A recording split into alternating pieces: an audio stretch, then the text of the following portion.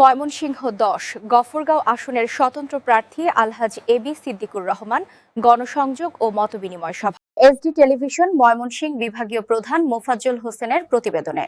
ময়মনসিংহ ১০ গফরগাঁও আসনের স্বতন্ত্র সংসদ সদস্য প্রার্থী আলহাজ এবি সিদ্দিকুর রহমান গফরগাঁও উপজেলার পাগলা থানাধীন পাঁচভাগ ইউনিয়নে গণসংযোগ ও মতবিনিময় করেছেন।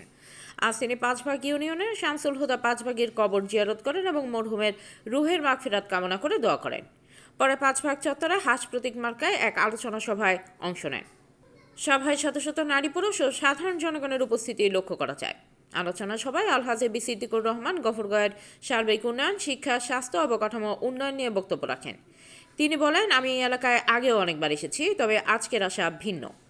বৃদ্ধ বয়সে আমি আপনাদের দোয়া ও মূল্যবান ভোট চাইতে এসেছি। পরে তিনি পাঁচভাগ ইউনিয়নের গাভীশমাল পালের বাজারে সাধারণ জনগণের সঙ্গে মতবিনিময় করেন এবং হাস প্রতীকে ভোট প্রার্থনা করেন।